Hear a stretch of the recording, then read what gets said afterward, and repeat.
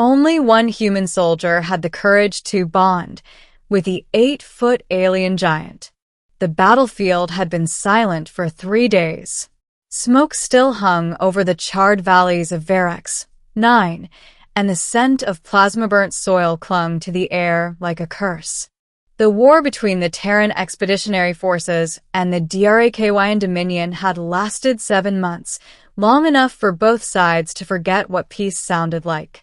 Lieutenant Elias Ward sat among the wreckage of what used to be Outpost Theta. His armor was cracked, his pulse rifle jammed, and his squad reduced to a single blinking dot on the comms, himself. Command had pulled back to orbit 2 nights ago, leaving ground survivors, pending retrieval, which was military code for you're on your own. He had no food, no ammo, and no idea if the Drakyn were still hunting stragglers. Only one thing he knew for certain. Someone, or something, was watching him. The encounter. It came at dusk, moving through the haze like a shifting shadow. Elias raised his rifle, but his trembling hands betrayed the fatigue in his bones. The creature stepped fully into view. 8 feet tall, plated in iridescent armor that looked grown rather than forged, with twin tusks curving from a sharp-jawed face. A Drakyn, one of the very giants that had torn through human forces like paper. Its skin shimmered a deep obsidian under the dying sun, and its eyes, luminescent gold, fixed on Elias with unsettling calm. Elias braced for death, but the Drakyn didn't attack. Instead, it extended a clawed hand, palm open, fingers spread in what Elias vaguely remembered from intelligence briefings, the bonding gesture, a ritual among Drakyn warriors used to declare ceasefire or alliance. He had seen recordings of humans trying it before. None had survived the misunderstanding. Elias swallowed hard. "Hell no," he muttered to himself. "You want me to trust you? After what your people did?" The alien tilted its head, clearly understanding his tone, if not his words. It touched its own chest and then pointed at him. Slowly, deliberately, it tapped the ground between them, once, twice, and repeated the gesture. Elias realized what it meant. It's offering truce. Or maybe it's marking where to bury me, he thought grimly. Still, something about its dance, the way it held itself, unarmed, unthreatening, made him lower his rifle just an inch. The choice. He could wait for extraction that might never come. Or he could take a leap of faith with a creature that had crushed half his division. Elias laughed bitterly. Guess courage and stupidity look the same on days like this. He stepped forward, removed one glove, and pressed his palm against the alien's massive hand. The ground seemed to hum beneath them. A faint surge, like static, ran up his arm, spreading through his nerves, a pulse that wasn't his own sinking briefly with his heartbeat. The alien's eyes widened, and then softened. The bond had formed. The bond. Communication wasn't verbal, it was resonant. Elias felt flashes, impressions, emotions. The Drakyn's name echoed through him like a deep chord. Virak. Warrior seer of the 6th brood. It wasn't showing dominance or deceit. It was showing relief. Through fragmented visions, Elias saw Virak's memories, the burning of Drakyn hatcheries by human plasma strikes, the loss of kin, the endless retaliation.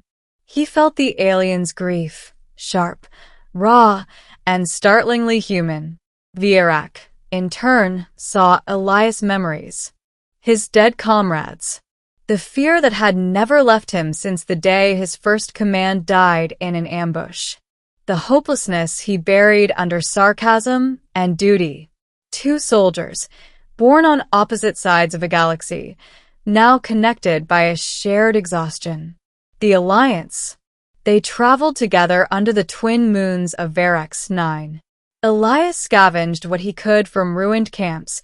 Virak hunted using a plasma spear that glowed from within like molten light. At first, They spoke only through gestures and emotional echoes. But slowly, the bond adapted. Words began forming in Elias' mind, faint but clear. Vierac, you are small, yet you stand when others fall. Why?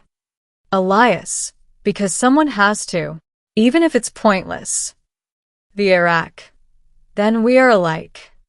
They found shelter inside a collapsed mining shaft. As days passed, Elias learned that Vierac was part of a rebel sect within the Drakyn, warriors who no longer wished for endless war but sought coexistence. The Dominion had branded them traitors. So that's why you didn't kill me, Elias muttered one night. You're an outcast too. Vierac, no, not outcast. Chosen. To end the blood circle. The phrase lingered, blood circle, the Drakyn term for vengeance that never dies. The trial of trust. Trust wasn't easy. Once, while scavenging a wrecked convoy, Elias found human dog tags, his commanding officers. Rage boiled in him. He turned on Vierac, pointing his rifle. You did this, he shouted, trembling. Your kind butchered them. Vierac didn't raise his weapon. He simply knelt, touching his forehead to the ground. The gesture hit Elias harder than any bullet. Vierac threw the bond, yes. My kind. My shame. I cannot unburn the ashes, but I can guard what is left. Elias' hands shook as he lowered his gun. For the first time since the war began, he realized what forgiveness might feel like. Not absolution, but understanding. The rescue. Weeks later, a Terran retrieval beacon flickered across the sky. The Aegis, a human destroyer, had returned to evacuate survivors. Elias and Vierac trekked for 2 days toward the signal. But when they reached the extraction zone, human soldiers already waited, jumpy, armored, and ready to shoot. Captain Reese, Elias' former superior, spotted him first. Ward? Holy hell, you're alive. His relief turned to shock when he saw Vierac. Get away from that thing. Elias stepped in front of the Drakyn giant. He's not hostile. He saved my life. Reese barked. That's a Dominion war beast, not your pet. Step aside. Vierac's claws flexed, but he stayed still, trusting Elias. Through the bond, Elias felt the alien's patience fray. Fear, pride, honor. He raised his hands. If you shoot him, you'll start another war we can't win. The soldiers hesitated. Command protocols forbade unauthorized contact with enemy combatants. Reese aimed his pistol. Move, Lieutenant. That's an order. The sacrifice. The shot rang out before Elias could react, not from Reese, but from another trooper. Plasma tore through Vierac's side. The giant staggered, letting out a low, rumbling growl that rattled the earth. Hold fire. Elias screamed, diving to Vierac's side. He pressed his hands against the wound, feeling the bond flicker, fade. Vierac's golden eyes dimmed. Through the link came a whisper, heavy as thunder, yet soft as wind. Vierac, you carry bond. You speak for both. End blood circle. Elias felt a final pulse, a surge of warmth, and then silence. The bond shattered. He looked up at his squad, eyes burning. You killed the only one who wanted peace. For the first time in months, the soldiers looked ashamed. Reese lowered his gun. Get him aboard, Lieutenant. We'll report it as self-defense. Elias didn't answer. He carried Vierac's body himself, towering, heavy, dignified even in death, and laid it upon the extraction ramp. The legacy. Back on Earth, debriefings, reports, and interrogations followed. Command dismissed Elias' story as post-traumatic delusion, claiming no evidence of cooperative Drakyn existed. They sealed his mission logs under classified